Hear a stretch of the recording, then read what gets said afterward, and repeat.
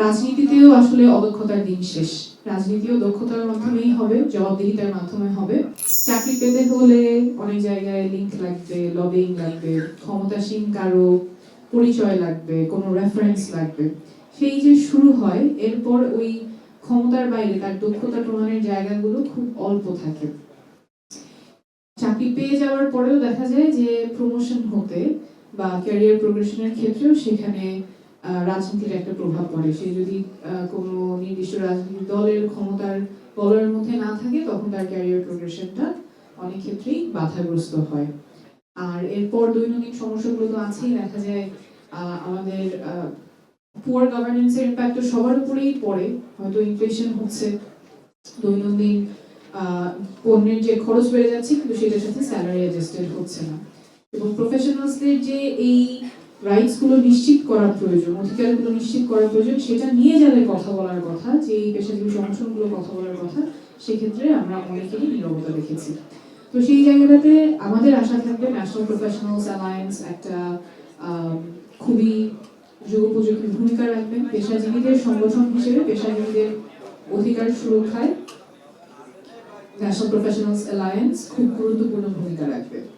এছাড়াও পেশাজীবীদের আরেকটা গুরুত্বপূর্ণ ভূমিকা, আমরা যে পটভূমিতে দাঁড়িয়ে আছি সেখানে আছে। বাংলাদেশ এখন খুব ক্রিটিক্যাল একটা সময় পার করছে। আগামী 10, 20, 50 বছর আমাদের নাগরিকদের অধিকার সুরক্ষিত থাকবে কিনা সেটার অনেকটাই এই সময়টাতে নির্ধারিত হয়ে যাবে।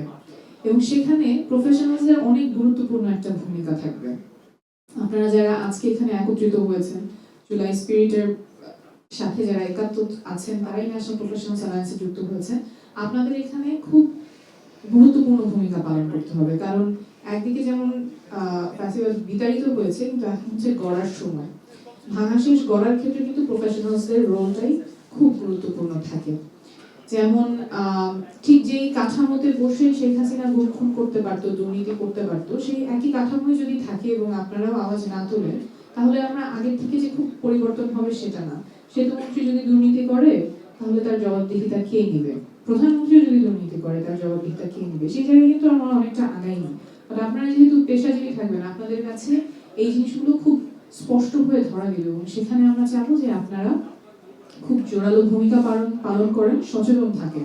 ঠিক গত বছর যেমন আপনারা সচেতন ছিলেন, আওয়াজ তুলেছেন, এই আওয়াজটা আমাদের জারি রাখতে হবে আগামী বছরগুলোতেও, যাতে অধিকারগুলো আমরা সুরক্ষিত রাখতে পারি, আমাদের হাত থেকে চলে না যায়।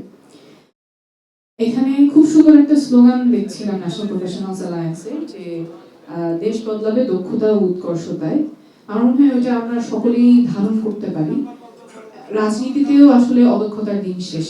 রাজনীতিও দক্ষতার মাধ্যমেই হবে, জবাবদিহিতার মাধ্যমে হবে।